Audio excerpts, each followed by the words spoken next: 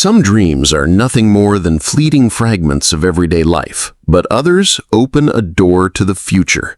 In 1999, an unknown illustrator in Japan published a strange little manga that quietly chronicled 15 prophetic dreams she had once seen. And one by one, those dreams began to come true. But the most terrifying part is that the final dream has not happened yet. According to the book, it is foretold to take place at exactly 5 a.m. on July 5th, 2025. So what was in that dream, and why has it haunted readers for over 2 decades? Let's uncover the mystery in today's video. So fasten your seatbelt as we dive into today's story. But first, if you like and subscribe before this video ends, they say your luck might just change. On July 1st, 1999 in Japan, a strange comic book was published. It carried a title that was simple, yet filled with quiet implication: The Future I Saw. At the time, almost no one paid it any attention. There was no reason to. It wasn't visually impressive, it wasn't created by any prominent artist, and it had received no promotion through any media channel. In fact, even if someone had happened to pick it up and flip through it, all they would have seen were a series of unusual dreams captured in pencil sketches and accompanied by a few brief notes scribbled in the margins. It looked like nothing more than a graphic journal, a dream diary brought to life with rough drawings, sometimes chaotic, sometimes obscure, and sometimes so cryptic that the meaning was nearly impossible to grasp. And yet, more than a decade later, on March 11th, 2011, Japan was shaken to its core by a catastrophic earthquake and tsunami that devastated the northeastern region of the country. Over 15,000 people were killed, tens of thousands were reported missing, and the world watched in stunned silence as images emerged of a high-tech nation swallowed by the sea. In those days of confusion and fear, a surprising discovery surfaced, sending a shockwave across Japanese online communities. Someone remembered that long-forgotten comic book, and what they found would leave the public stunned. Because 12 years earlier, in one of the dreams recorded in pencil, the artist had depicted a scene that seemed to mirror almost exactly the events of March 11th. Seawater flooding the streets, tsunami waves crashing inland, and strange numbers like 311 appearing on the book's cover, as if to warn of something no one had yet understood at the time it was released. The coincidence was too great, too detailed to ignore. Thousands of people began to track down the comic. They turned every page, examined every sketch, every note in the margins, as if trying to follow a code sent from the future. And soon, they uncovered something even harder to believe. Within that book were a total of 15 prophetic dreams, and according to the reader's own tally, 12 and a half of them had already come true.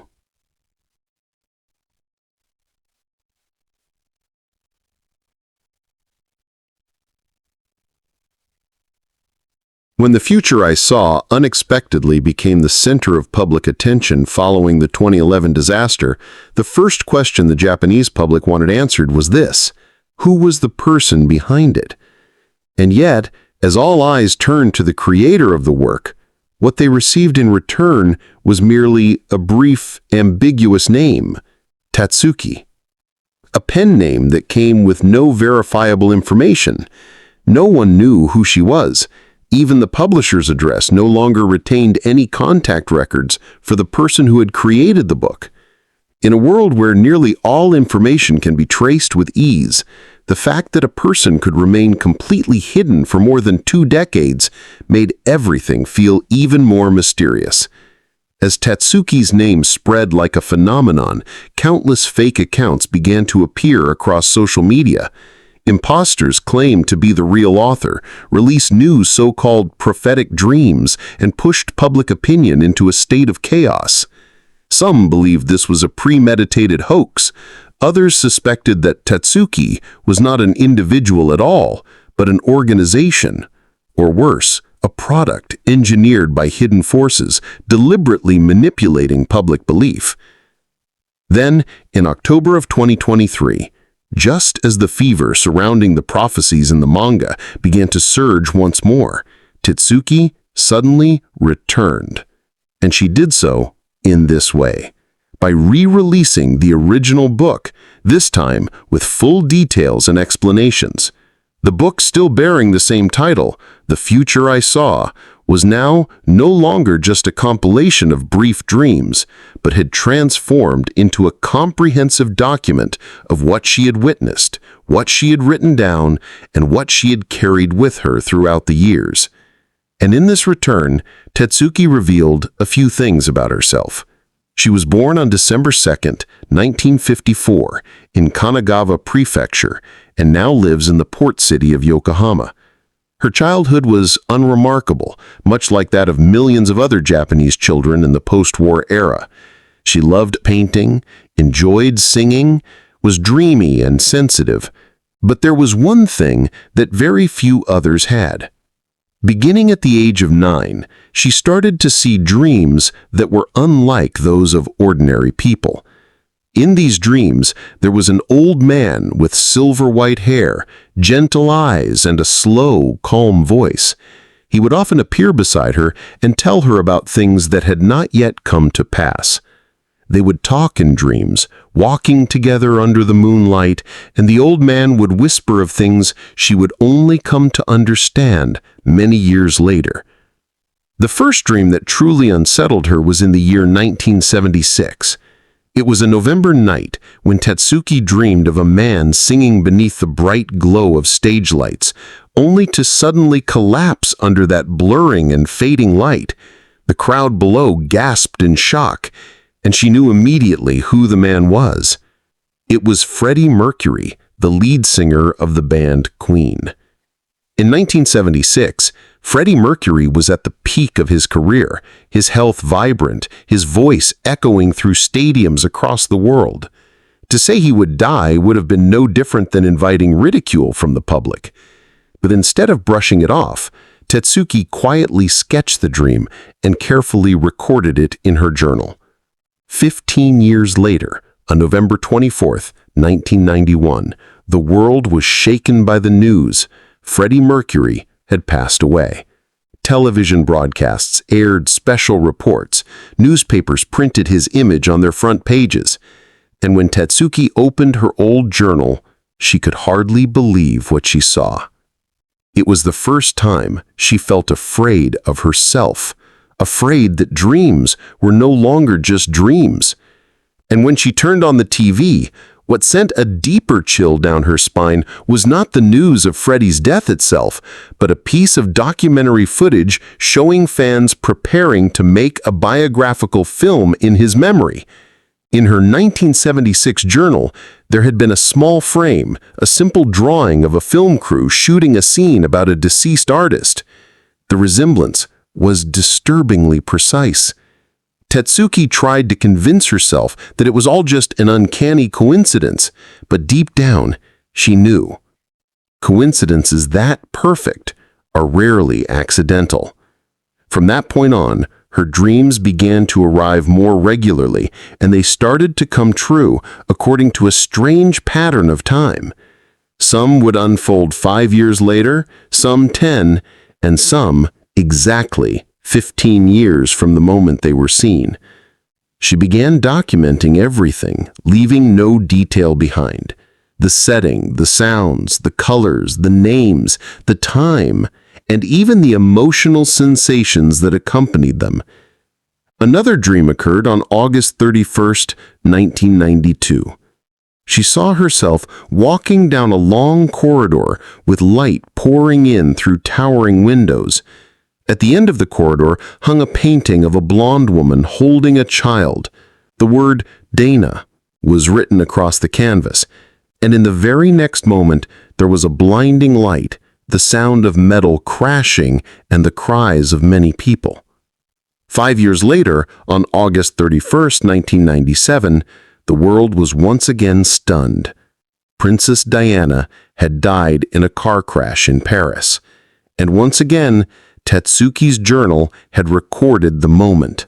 Years earlier, captured in simple sketches, so vivid they were haunting.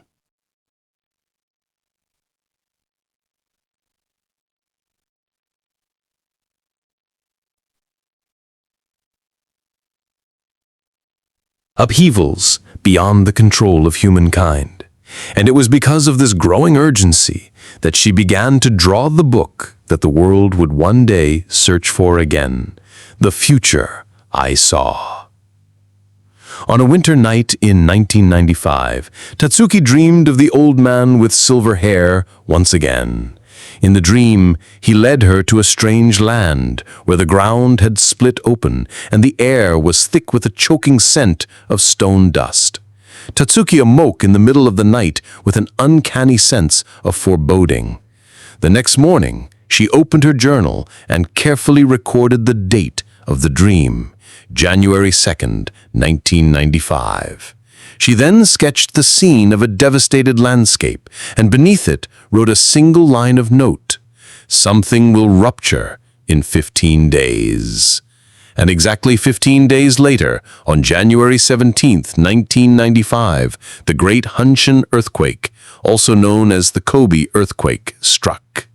Nearly 6,500 lives were lost, tens of thousands of homes collapsed, and Japan, a country built on order and resilience, was left frighteningly exposed to the sheer force of nature. In that moment, Tatsuki no longer doubted. She could no longer convince herself that what she was seeing was mere coincidence. She believed with certainty that the future was sending her signals. With the conviction that these warnings were not meant to remain locked away within the pages of a private journal, Tatsuki began compiling the dreams she had documented over many years. And then she officially published the manga, titled The Future I Saw. But what left many people puzzled was this. Immediately after the book's release in 1999, Tatsuki disappeared once again. And perhaps the story would have ended there had it not been for one more dream. A dream so vivid, so urgent, that it compelled her to break more than 2 decades of silence.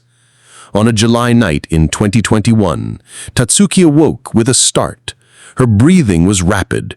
Cold sweat clung to her forehead. She had dreamed of standing alone in a vast field of water, beneath a sky the color of ash, where no sunlight shone. The sea south of Japan began to bubble. Then, from the depths of the ocean, 2 enormous dragons emerged, twisting and writhing as though they were tearing at the earth's crust. Then came the sound of an explosion, and then silence, as the land was swallowed whole. She realized that this dream was the continuation of an older vision from 1999, but this time it was far clearer and far more violent. The repetition was impossible to ignore. She could not remain silent any longer. And so, in 2023, Tatsuki re-released her book in a more complete edition, one that included new dreams and, most importantly, a warning about a looming catastrophe that had not yet come but was drawing ever closer. In that dream, Tatsuki stood at an immense height, so high that she could see the entire expanse of the sea south of Japan spread out beneath her like a living 3-dimensional map. At first, the ocean was unnervingly calm, but within moments, massive pockets of air began to rise from the ocean floor, bubbling up like enormous cauldrons churning beneath the Earth's crust. It was the unmistakable sign of an underwater volcano on the verge of erupting. But what she could never forget, what had seared itself into her memory, was the emergence of two enormous dragons. They twisted beneath the water's surface, gradually forming into shape from the edges of the scene. They moved silently, coiling around the center of the rising bubbles as if guarding something hidden beneath. And then, in an instant, a massive column of water burst from the sea, tearing through the sky and unleashing a tsunami beyond anything the human mind could imagine. Tatsuki stood frozen, unable to move, as the waves 3 times taller than those of the 2011 disaster came crashing toward the shore, dragging with them clouds of dust, vehicles, buildings, and millions of people. She could not remember how she breathed during that dream. All she knew was that after the wave, a new land began to rise. It surfaced slowly from the water, like an ancient being waking from a slumber that had lasted for thousands of years. Wet soil churned upward, stone heaving into jagged forms, rugged, raw, and untouched. And in that moment, Tatsuki knew with certainty that this new land would connect Japan, Taiwan, Hong Kong, and the Philippines into one continuous landmass. In chaos, most people think only of endings, but in Tatsuki's dream, the end carried with it a beginning, a new chapter, one that humanity neither expected nor prepared for, yet could not refuse. And what made the dream all the more chilling was this. Tatsuki had seen the exact date it would happen. It was written clearly, 5 a.m., July 5th, 2025. Perhaps she understood that many would doubt her, that some would laugh, dismissing it as superstition. But she also knew this. If, among the millions who read these words, only a small number believed and prepared, then if the dream were ever to come true, the loss might not be as great. To some, Tatsuki's dream was nothing more than an expression of excessive anxiety. But to those who had followed her chain of predictions since the 1970s, they understood one thing clearly. What Tatsuki saw in her dreams should not be dismissed lightly. And so, the biggest question following the reissue of her book, especially with its stark warning about a new continent in 2025, was this. Could such a thing actually happen? The answer, to many people's surprise, is yes. While the probability is low, it remains entirely possible, at least in theory. Japan lies within a geological region known as the Pacific Ring of Fire, a place where multiple tectonic plates of the Earth's crust converge, and also the area with the highest density of underwater volcanoes in the world. These tectonic plates are not stationary. They shift inch by inch, year by year. They generate earthquakes, volcanic eruptions, and on occasion they give birth to new land. In 2013, just 500 meters off the coast of Japan's Nishinoshima Island, an underwater volcano quietly erupted, creating a small island that had never appeared on any map. Within just a few months, its area expanded rapidly, eventually merging with the main island and doubling Nishinoshima's overall size. Another case occurred in 2021 in the Kuril Islands, a contested region between Japan and Russia. There, an underwater volcano suddenly erupted without any prior warning. When meteorological experts arrived by helicopter to inspect the site, they discovered that a new island had formed. These events, though modest in scale, served as proof that what Tatsuki described in her visions was not entirely implausible. And so we return to her dream from 2021, the one in which Tatsuki saw two enormous dragons twisting beneath the sea. If we set aside the symbolic imagery for a moment, many researchers have pointed out a curious detail. The position of the two dragons in Tatsuki's drawings closely matches the location of two major tectonic plates beneath the Pacific Ocean, the Philippine Sea Plate and the Pacific Plate. It is precisely at the intersection of these two plates that the likelihood of underwater volcanic eruption is the highest.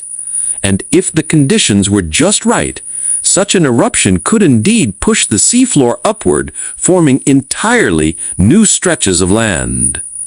If there is one dream in life that leaves Tatsuki waking up gasping for breath, not out of terror, but because the sense of loss in that very dream feels all too real, then it is the dream she experienced in the late 1990s. She wrote about it in her journal, but only many years later did she confess that she had never been entirely ready to reveal that dream to the world. Not because she feared disbelief, but because she was terrified that people would be utterly powerless to act upon it. In that dream, a resounding sound erupted from deep within the earth, so powerful that she felt her spine shudder, even in sleep. It was a sound reminiscent of an ancient roar, as if the very crust of the earth were cracking open somewhere. She awoke within the dream. The clock before her read exactly 5 o'clock, yet there was no way to tell whether it was 5 o'clock in the morning or in the afternoon. Tatsuki stepped out of her home, only to find that everything was no longer intact. The roads were shattered. Tall buildings had their lower floors torn apart as though an invisible hand had yanked whole blocks of concrete from the earth.